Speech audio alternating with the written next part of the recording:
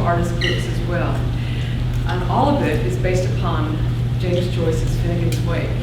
And I think what I want to answer first is the fair question of why James Joyce and why Finnegan's Wake of all things. And he said that one reason that we read a book is to find out new things. But what happens when we find a book that we really connect to in some kind of way is we end up discovering ourselves in the text. Marcel Proust put it this way: a writer's work is merely a kind of optical instrument that makes it possible for the reader to see himself. And so my introduction to Joyce came when I was a college freshman. I was in a literature class, and in that class we read Dubliners and Portrait of the Artist as a young man, and I loved especially Portrait of the Artist. And one day our teacher said, well, if you like Portrait of the Artist, then you'll like Ulysses. And then he said, and if you like Ulysses, then there's Finnegan's Wake, which he described as being ineffable. And those words stayed with me. After I don't know, several years, I finally did make it to Ulysses. It took me a couple of tries, but I got there. And to my surprise, when I finally really read the book, it was completely familiar to me. The words were my Irish grandmother were there in the text. There was a character who, like my grandmother, was afraid of thunder, and her scatological sense of humor was all over Ulysses as well. So it's a funny book. It's a wonderful book. Another thing I enjoyed about Joyce's Ulysses is that there's a lot of list making going on, and there's a very meticulous sense of description of objects. I love how object heavy his text is, but there was a contemporary of Joyce's named Wyndham Lewis, who was disturbed and complained about Ulysses. He said, the amount of stuff, unorganized, brute material, bogs down the dramatic action. This stuff, he says, is a suffocating, moetic expanse of objects, all of them lifeless, the sewage of a past 20 years old, all neatly arranged in a meticulous sequence. And it is very, very object heavy, and a part of that descriptiveness is what attracted me as well to the text. And it was famously said that if Dublin were destroyed, that it could be reconstructed on the basis of Joyce's descriptions. Besides those descriptions that drew me to the text, I was struck by the attention to typography. My dad was a typesetter, and my mom and dad ran a typesetting business when I was growing up. And Joyce used an incredibly, had an incredibly inventive approach to the typography of his books. When he did eccentric things with the text. And beyond that, he manipulated style within his work.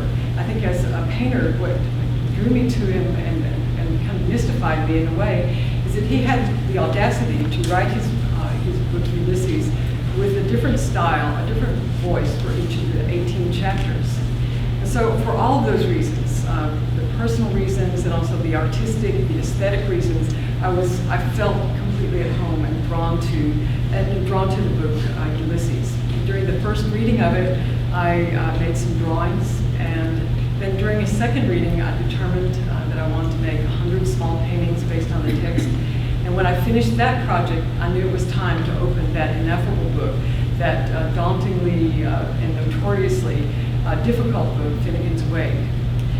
And the book itself is really probably harder than it needs to be, honestly. Joyce spent 17 years writing this book that he called A History of the World. The list making, the typography, the presence of commercial products that are present in Ulysses are present with even more intensity in Finnegan's Wake. He sort of amps up everything. He continues and amps it up in a certain way.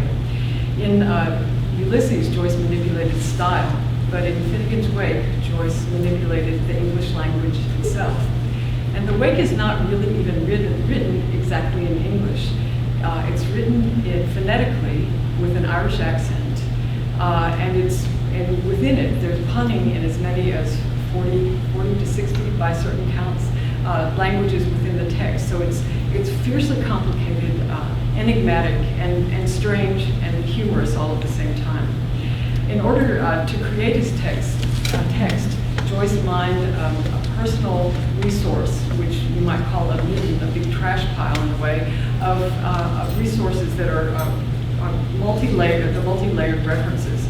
I use the term midden because it does appear within Finnegan's Wake. It appears in a notable chapter, and it forms also the general title for the series of works. It's called the Midden Heap Project. There is a midden that's described in the Wake is in the house of the character Shem, who is an artist, and Shem is a stand-in for Joyce himself. The name Shem is Irish for James, and so it's a self-deprecating self-portrait of Joyce present that he wrote within his own book. The artist Shem has this pile of materials that goes on for a full page. The objects are by turns familiar and obscure. They're biological, manufactured, they're hilarious, they're nostalgic. And the midden heap that's in Shem's house, the big pile of stuff that this artist Shem has, can be viewed as something of a metaphor for artistic creation, because it's out of these resources, out of this gigantic pile of stuff that's there, that the artist is creating his work, which is Finnegan's Wake. Collage was at the heart of Joyce's methods.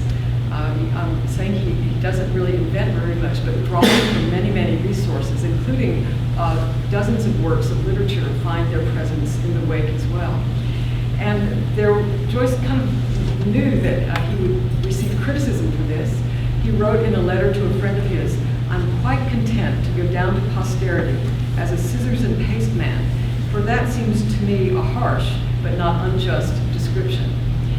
And so, with all of that in mind, with all those connections to Ulysses, to the Wake, and that collage method, and that idea of a midden heap, I'm in the midst of making a collage per page of Finnegan's Wake.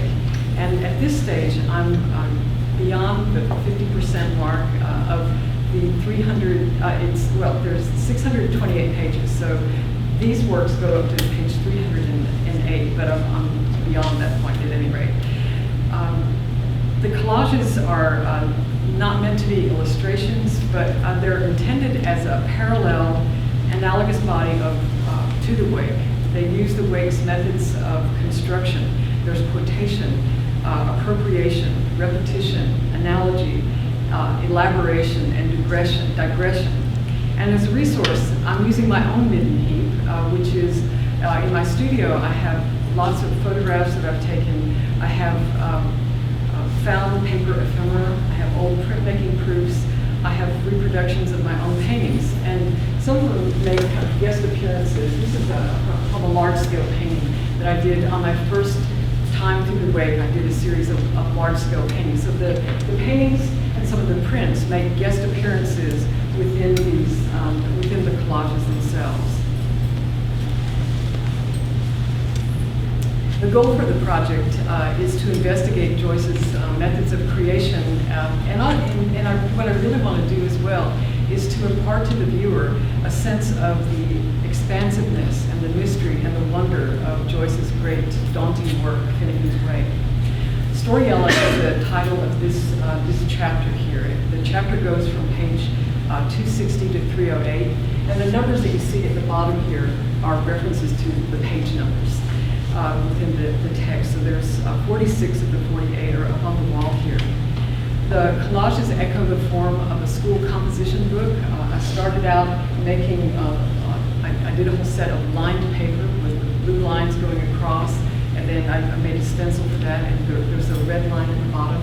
The format of the pages of Joyce's text also has a school composition book aspect to it. It doesn't have blue lines or red lines, but the text is organized in a unique typographic manner. There is what's going on. The activity of the chapter is a study hour. There's children who are doing their homework. The lessons are in the middle part of the page of the Wake, and on the margins to either side, to the right and left, are the comments of two twin brothers who are kind of competing with each other, trying to outdo each other in cleverness. And their younger sister makes comments at the beneath there. So in some cases, I've included some of that material, some of those quotations on the, these are reproductions of the collages, not the actual collages themselves. The collages are about this size. These are archival prints made on a Japanese style paper that renders them about the actual size. I'm just curious how, from chapter to chapter that you work with, how the visual structure of the work might change. So since this chapter was about kids doing homework, I'm just wondering if you could give an example of another chapter you've worked with and how that might change the physical structure or the visual structure Yes, of the work. that's a good question because I'm trying to respond with the collages and the artist books to the content of the chapter. There's one chapter that precedes this. Is going to be presented in the form of a playbill, like for a theater production, because that's part of the activity of that chapter, the main activity of it. Some earlier books that I've made and collages in response to the book one of Finnegan's Wake are bound, Coptic bound books. They're smaller in scale. They're more, the books are accordion books and Coptic binding, and then there's one chapter that's often called the quiz show, and the elements of that are presented as cards, like it's a deck of cards that are you could potentially maybe play a game or not. How do you determine what images go on each page? I read the text really closely and I respond to the motifs on the page, and it's a lot of kind of reading and studying, and truthfully there are 3 chapters right in the middle of the Wake that are very, very dense, and this is one of them, and it's kind of sort of battled through the pages, these 48 pages. You literally do every page? Every page, yes. So they're that imagery loaded? This is only scratching the surface. If I were to, I think it would be impossible to illustrate the book because it's so dense and so layered and complicated that you can't really be exhausted. That's why it's kept me going, reading it and being interested in making work based upon it for so long, is because it's so difficult, because it's so rich and weird and funny, I think. Are there other authors who interest you for a project similar to this, or is James Joyce sort of? This might be it. I have a couple hundred to go on this. And a long time ago, I did some woodcuts based